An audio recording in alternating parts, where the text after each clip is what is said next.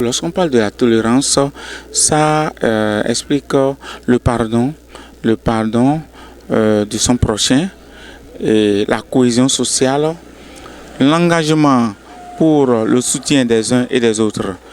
Et de côté de tout ce qui est lié à la tolérance dans notre vie, la vie quotidienne, il est très important de cultiver l'esprit de paix, l'esprit social, l'esprit de pardon, l'esprit d'aimer les uns et les autres. Vous savez que dans notre vécu quotidien, il est très difficile à l'homme, grand âge que nous sommes, de pardonner son prochain. Parce que nous avons des bagages qui fâchent au quotidien et qui n'arrivent pas à être conscients de nos actes envers les uns et les autres. Or, normalement, vu le mode de vie et vu aussi la création divine, vu que nous dépendons de Dieu, le Tout-Puissant, le Créateur du ciel et de la terre, nous devons nous faire l'autodiagnostic, rétrospective, pour comprendre ce qui nous amène à ne pas être tolérants envers les uns et les autres. D'où l'autodiagnostic. Maintenant, et lorsque nous arrivons à le faire, nous devons nous asseoir pour pardonner notre prochain. Mais avant ce pardon, il faudrait que nous arrivions maintenant à faire, comme j'ai dit, l'autocritique, faire un échange avec nos partenaires que nous suggérons ennemis.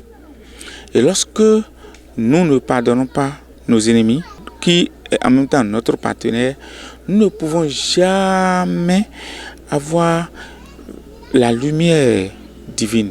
Nous ne pouvons jamais évoluer dans notre vie professionnelle. Nous ne pouvons jamais œuvrer pour le progrès dans la communauté. Donc, il urge au quotidien d'échanger avec son partenaire, avec qui nous avons de rancune ou bien de problèmes. Et là, la vibration positive viendra nous éclairer.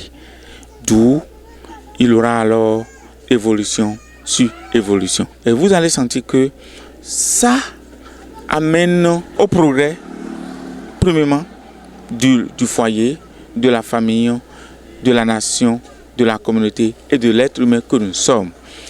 Maintenant, lorsque nous prenons nos comportements intolérables dans la profession, si nous prenons la politique, nous prenons le commerce, nous prenons le social, nous prenons tout ce qui est lié à la vie quotidienne de l'homme, il urge alors que l'homme réfléchisse. Étant donné que nous venons de loin, nous devons comprendre que nous avons un lien commun.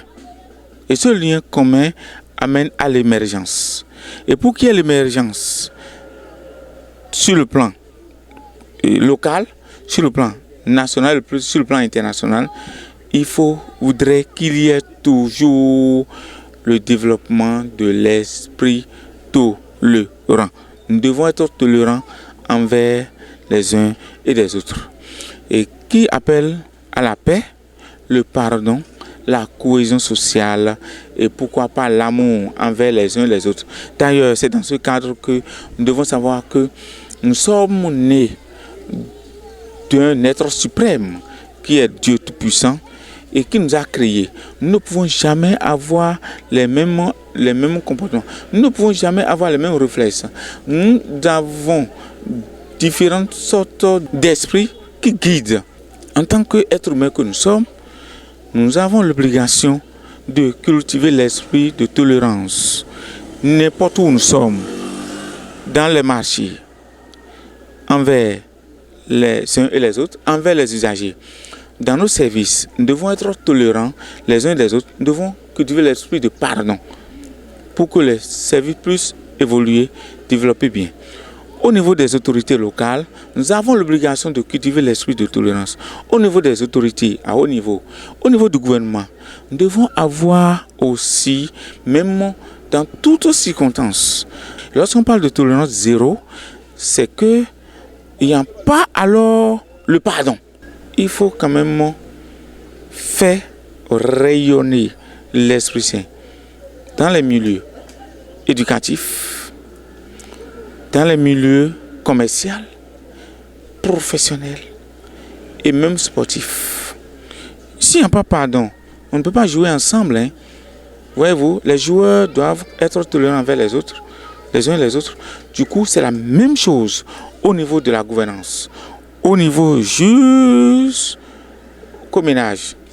Et pour finir, je demande à toutes les autorités à divers niveaux, y compris le chef de l'État, à avoir surtout l'esprit de pardon, l'esprit de tolérance, en ce jour de tolérance, et que la grâce de Dieu nous anime dans nos différents secteurs.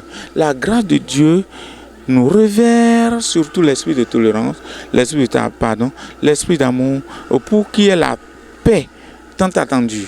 Et que lorsque nous sommes à la veille des élections, je ne peux qu'en tant qu'acteur de l'ambassadeur de paix, demander l'Esprit Saint sur chacun de nous pour que la tolérance rayonne et que la paix soit avec nous et avec tout le monde.